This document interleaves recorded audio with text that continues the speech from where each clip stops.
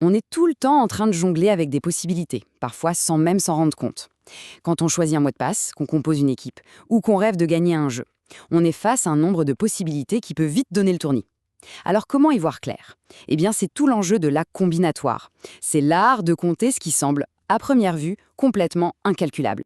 Prenons un exemple que tout le monde connaît. Le fameux code PIN à 4 chiffres.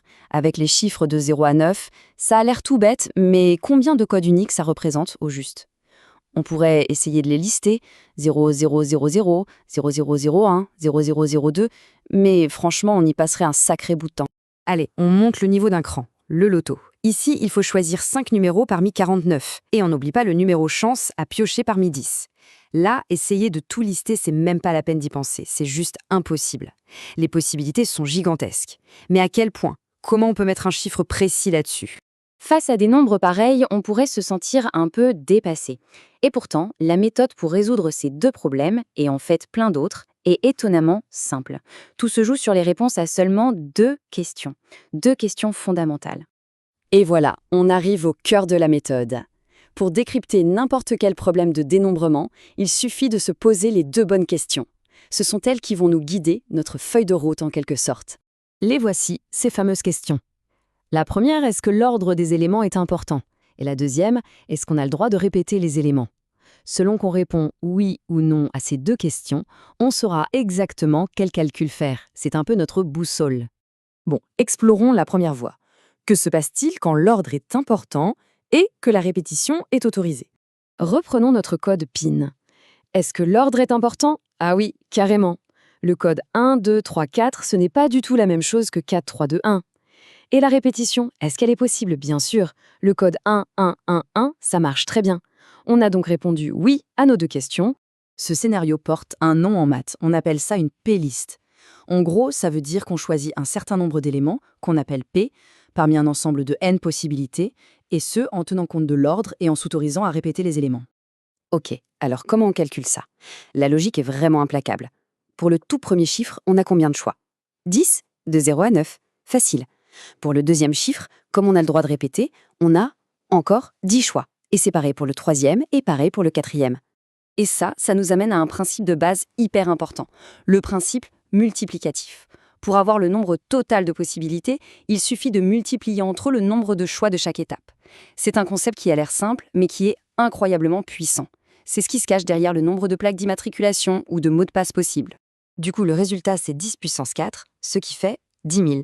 Et voilà. Il y a 10 000 codes PIN différents à 4 chiffres. C'est d'ailleurs pour ça qu'un mot de passe plus long, avec plus de types de caractères, devient exponentiellement plus difficile à craquer. Bon, notre premier mystère est résolu. D'accord. Mais que se passe-t-il si l'ordre est toujours important, mais que cette fois, les répétitions sont interdites? C'est notre deuxième chemin. Prenons l'exemple d'une course de chevaux, un tiercé. On parie sur les 3 premiers chevaux, et dans le bon ordre. Donc oui, l'ordre est crucial. Mais est-ce qu'on peut avoir une répétition? Non, évidemment. Le même cheval ne peut pas être à la fois premier et deuxième. On a donc un oui pour l'ordre et un non pour la répétition. Dans le jargon des maths, ce type de problème s'appelle un arrangement. On arrange un certain nombre d'éléments, P, qu'on a piochés dans un ensemble plus grand, N, mais sans jamais pouvoir les réutiliser. Pour le calcul, la logique ressemble à celle du code PIN, mais avec une différence essentielle. S'il y a 18 chevaux au départ, il y a bien 18 possibilités pour la première place. Mais une fois que le gagnant est connu, il ne reste plus que 17 chevaux en course pour la deuxième place. Puis, logiquement, 16 pour la troisième. Le nombre de choix diminue à chaque étape.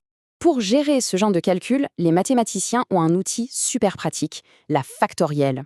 On la note avec un point d'exclamation. La factorielle d'un nombre, disons n factoriel, c'est simplement le produit de tous les nombres entiers de 1 jusqu'à n. C'est une manière très courte d'écrire ces multiplications qui diminuent.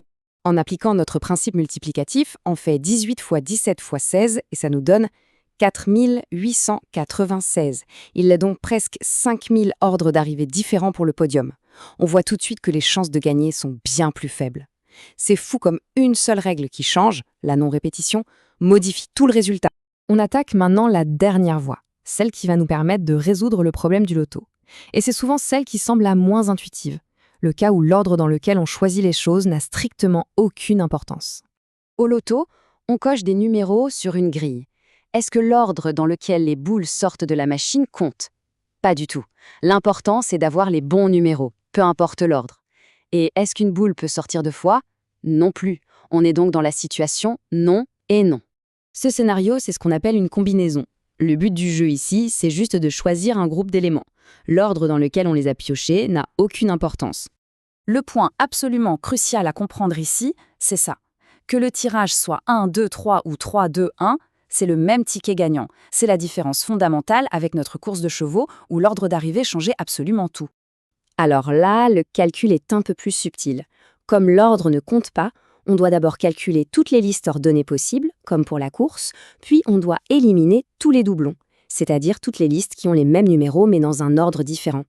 Et pour le loto, en faisant ce calcul pour les 5 numéros sur 49 plus le numéro chance sur 10, on tombe sur un chiffre franchement astronomique. Tenez-vous bien, 19 068 840, une chance sur plus de 19 millions de gagnés.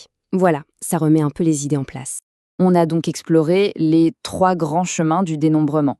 Et au final, on se rend compte que peu importe la complexité apparente du problème, tout peut se ramener à la grille de lecture qu'on a vue au début. Et voilà le tableau qui résume tout. C'est vraiment la clé. Si l'ordre et la répétition sont possibles, c'est une paylist. Si seul l'ordre compte, c'est un arrangement. Et si ni l'un ni l'autre ne compte, c'est une combinaison. Avec ce simple tableau, on peut s'attaquer à une quantité incroyable de problèmes. Et attention, cette façon de penser ne s'applique pas qu'aux jeux de hasard ou au code PIN. Elle est au cœur de la sécurité informatique, de la génétique, de la logistique. Cette structure toute simple organise en silence des pans entiers de notre monde. La vraie question c'est, où d'autres est-ce qu'on pourrait l'appliquer pour mieux comprendre la complexité qui nous entoure ?